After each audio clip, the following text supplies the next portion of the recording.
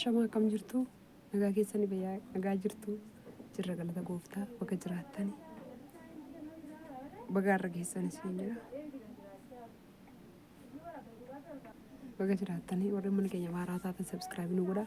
Baga gammaddanii baga wajjumaan gammannee subscribein koo 5,000 guutee jira. Tabaaraku Gooftaa Yesuus barkaachuu. Lafa jirtanitti Waaqayyo sinaa eebbisu. Gooftaan koo sinaa eebbisu.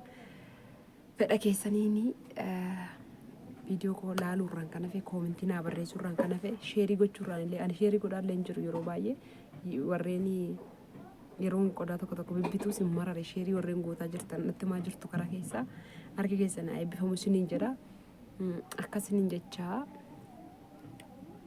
fedha keessaniin video ko laaltanii utuu birrii takkitti ani isiniin kaffallee utooni maal isiniin jedha karaan kun karaa kana nama baasachi goraa asirraan itoonan isiniin jedhee isinin ajanya yookiin isiniif hin goone fedha keessanii viidiyoo koo ilaaltanii fedha keessanii subscribe gootanii namoonni 5,000 maatii naa taatanii jirtu 5,000 nama 20 kaleessa kaasee dabalatee jira anillee ibsa shaama qabsiisee tan isin galateeffadha jedhee yaade hin hafu amma soortaa wajjin shaama qabsiifne Waaqayyo hin galateeffama isinitti hin gammanna namni galateeffamu galatoomi yoo namaan jedhe ittiin quufuwan barreeffammaan illee yookaan waan tokkoon illee galatoomi yoo jedhe waan weerraa rarra'ee finatti fakkaata eebbifami yoo jedhe garuu karaa kootitti gammada galanni kan Waaqayyooti isinan eebbisaa yookiin immoo garaan keenya isinitti gammadee isinitti himna teenye gaaf tokko shaamaa ibsannee soorsaa faana akkas isiniin jedha gooftaan sinaa eebbisu fedha keessan ilaaltanii waan subscribein koo 5,000 galeef waggaa 2 ta'uun guutiin jechuudha waggaa 2 guunne ani nan gammada maaliif namni waggaa keessatti argachuu danda'a kana maal odeessita jechuu dandeessu ana akka wallaalina kootti akkan dandeettii hin qabnetti akkan barumsa hin qabnetti akkan beekee yuutuubii akka qulqullina warra kaanii as mul'isaa achi mul'isaa mana isaanii sirriitti godhaa mul'isanitti yuutuun hojjetiin akkuma dadhabbina kootti namaatii amma kana yookiis beetasaba yookiis obboleewwan amma kana argachuu koo fi anaaf gammachuu guddaadha. Sinii galee kan koo kana caala dabalaa deema malee wanti kamiyyuu qannasaan deemu na eegaa yoo gooftaan jedhe isinis naa jirtu hojiin koos dabalaa deema manni koos dabalaa deema bal'inni mana koos dabalaa deema eenyummaan koollee afurri koollee wanti isin narraa jibbitan immoo narraa hafee wanti isin narraa jaallattan dabalaa akka deemu abdii guddaan qaba akkan isiniin jechaa ammallee koomentii keessan naa barreessaa wanta ajajachuu barbaadan lakkoofsi bilbilaa asumarra jira yuutuubii kana jaluma galaatii ilaalan argattu qodaa warra ajajachuu barbaadan gaaffii wanni gaafachuu barbaadan biyyoota adda addaa teessanii birrii akkamitti ergannaa lokeeshinii wallaallee birrii akkamitti namatti ergannu moo karaa baankii wayyamoo wantoota sirrakkise kamiyyuu maatii keessa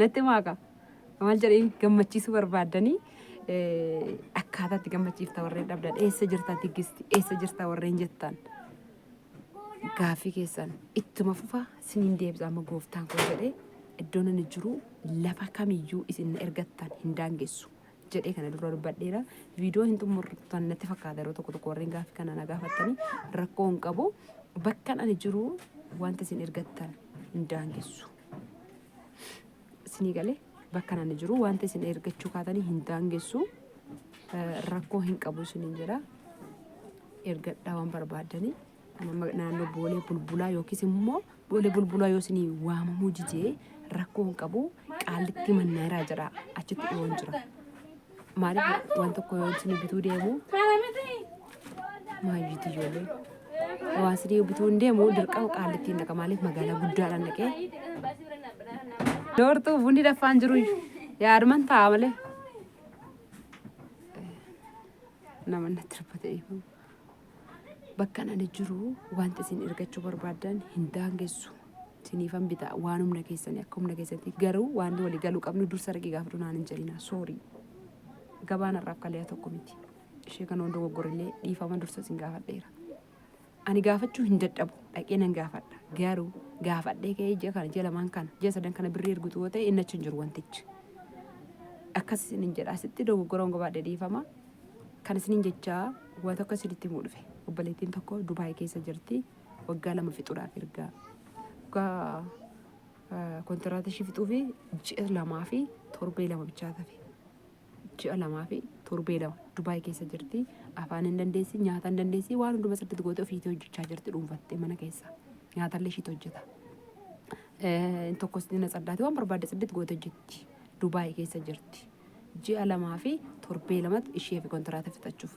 Mana sanatti fuftee hojjechuuf mijachuuf dide. Obboleettii keessan kana jechuudha. Manicha itti fuftee hojjechuudhaa fi haadha mana sanaa wajjin yookiis dubartii ishee hojjechiisaa jirtu wajjin walii galuu dadhaban. Maaliif jennaan ciqiccikii baay'eetu jira. Dadhabina baay'eetu jira. Kophaa ishees fiigdii, kophaa ishee fiigdii, kophaa ishee hojjetti. Isuma biraanu jaartiin nama guddoo bira galuun baay'ee ulfaata gaa haadhas qabna. Waan biraa darbaa dubbachuun nan barbaachisu anaani. Yeroo biyya ormaa jiru sana waa tokko isinitti magidduutti ittan deebi'a soorii. Yeroo sana waldaa guruupii keessaa waldaarran sagantaan hirmaadha. Waldaadhaan hin beektu wallaaniidhaan. Himoodhaanis wasaappiidhaanis nuu kadhatu. Himoorrallee baay'inaan hin galu ani galgala soorsaa jana januuf yeroo hin qabu. Wajjin haasa'u nama sagalitti wajjin haasa'u halkan ki'a. Dhugaa isinitti hima. Garuu wasaappiidhaan nan dhaggeeffadha. Akkana jedhu obboloonni koo baay'ee yeroo qarannaa kadhatan tarii ammas achi jiraachuu danda'u. Akkana jedhu. Gola haadha ormaa keessatti waaqayyo nu gargaaree haati ormaatu as nu ergitu otoo nu ergitu haala nu mijanne keessa dhaabbattanii waaqayyoon nu kadhattanii gola haadha ormaa isa cannaqaa kana gola haadha ormaa jedhu waldaadhuma keessa hamachuu koo mitanis guruupii san keessan ture garuu nan aarar godheen gubadha gola haadha ormaa maaliif jedhu jaalladhee tan dhaqe miti attamittan guruupii irratti bee gola haadha ormaa keessatti haala fokkisaa kee dhaabattanii haala ol ba'aa gadi bu'aa kee dhaabattanii nu tajaajiltanii waaqayyo sinaa eebbisoodha beeksisa yeroo beeksisan. Baay'een itti aara. Maaliif gola haadha ormaa jedhu kanattan guruupii dhiise waldaa jaallattanii jibbitanii jechuudha. Waree keessan hin danda'u dheedhiin dhiise. Maaliif gola haadha ormaa jedhu ergan bira jiraadhee ergan biraa hojjedhee hamman biraa galutti afaan nagaatti dubbadhee itti bareechee maqaa ishiin kaddaa manaa jechuu dhiiftee saree maanaan hin jedhin maaf mishkila. Hojjedhee ishiidhaan waan gaariitti deebisee waan gaarii hojjedhee fi biraa galuun barbaada malee gola haadha ormaa gola abbaa ormaa hin jedhu hin jaalladhu jecha kana.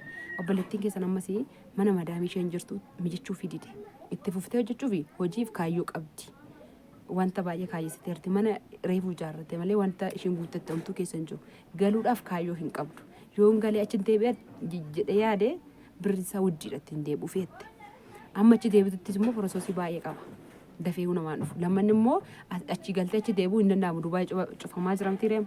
Hin danda'amu. Obboleettiin keessan kun Dubaay keessa jirti. Waan hundumaa nyaata hojjechuu hin dandeessi. Mana kontiraataa jirti. Kontiraata ishii gaafa fixatte. Fedha keessan taanaan aizoon jedheen waaqayyo jira. Ijoolleen Oromoos hin jiru. Waa'ee Oromoo waa'ee maalii nama qooduu koo miti piliis. Nama qooduu koo miti. Obboleewwan koo baay'een achi jiru waan ta'eef an namoota baay'ee walitti dhufeenya nan qaba. Siif hin gaafadha. Akka isaan ofitti si fudhatanii hojii achumaan itti fuftee hojjetattu nan godha. Yoon kana ta'uu baadhee saree naan jettan jedhee silkiidhaan wajjin haasa'e. Saree jedhina waaman kan isin gargaaru taanaan hin jedheen. Eenyuun abdadheetanii eenyuun of duuba kaawwadhee nan immoo dubbii kan dubbadhe isiniin. Obboleettii keessan kana hojii argaa fiiti adiraa keessan isin jira waan hundumaa hin dandeessi. Hojii barbaadaa fiiti haa hojjettu kontiraata fixuu fi lakkoofsa bilbila ishii hin jira. Asirratti nan barreessa haadhaanuu. Koomentiin naa barreessaa eeyyeen barbaanne lakkoofsa ishee otoo hin maxxansiin tursa yoo isin koomentiidhaan eeyyee haa dhuftu eeyyee kontiraata ishee fixee haa dhuftu eeyyee bayeetan fuudha eeyyee lukeeshinii ergitee bakka jirtu taaskiidhaan nannee fuunee hojii gashina yoo jettan biiroo keessanitti illee dawwaltanii waan akkanaa wanaa gaafattan natti tola raayil faa namni beektan hin jirtu namni ishee biraa hojii galtan raayil amaarfa dubbatti amaara namcayyoonni yookiin dubartiin suni daldalaadha jechuudha ishee biratti illee akka obboleettiin kun dhattee hojii kan biraa ammallee argattee hojjettu naa godhaa daraa keessanii nan qaanissinaa sina mana dhadhee sin abdadhee san obboleettii kanaaf dubbadhe sinin jedha sinan jaalladhaa na of kalchaa hundoo goggore immoo yaada keessan naa barreessaa nagaan tura amma walitti deebinutti.